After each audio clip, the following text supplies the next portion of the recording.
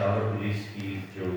صدر ڈویژن کی اور نیٹ کی ایک مشترکہ کارروائی ہے، اس حوالے سے آپ کو آگاہ کرنا مقصود ہے۔ گزشتہ کچھ گھنٹوں میں پشاور پولیس نے دوسرے ممالک میں ایکسپورٹ کرتے ہیں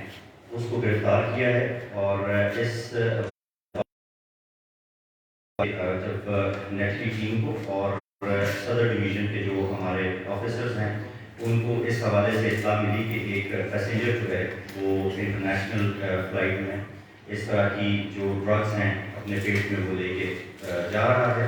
تو اس اطلاع کے اوپر ہماری اسٹمک سے 15 اس طرح کے کیپسولز جو ہیں وہ برآمد ہوئے، اور جو سرسری ہماری انٹروگیشن ہے اس کے نتیجے میں ہمیں اس طرح پتہ لگا کہ یہ جو کیپسولز ہیں اس نے یہ سولو کیے ہیں جو ہمارے یہاں کے ایک نوٹوریس جو ہمارا ایک پروکلیم ڈیفینڈر بھی ہے ان منشیات کے کیسز میں، اور اس سے پہلے متعدد بار جو اس طرح کے پشاور پولیس میں مختلف تھانہ جات میں کیسز میں جو مطلوب ہیں اور گرفتار بھی ہوئے ہیں سمین اور اسرار، ان کے ہاں اس نے یہ جو کیپسولز ہیں وہ سولو کیے ہیں، اور اس کی جو سمین کے گھر پہ ریڈ کی، اور وہاں سے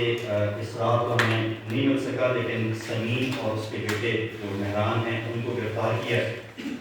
اور اس گھر سے مزید ہمیں 100 کیپسولز یہی والے جو کہ اس ڈیفینیٹلی اور اس کے علاوہ ایک ہمارا نوٹوریس اسی طرح کا جو ڈرگ پیڈلر ہے خان ولی، اس کے گھر پہ پولیس نے ریڈ کی تھی، اور اس کارروائی میں ہمیں 4 کلو گرام ہیروئن جو ہے وہ برآمد کیا تھا۔ اور لیٹسٹ یہ ہے کہ آج یہ جو گروہ ہے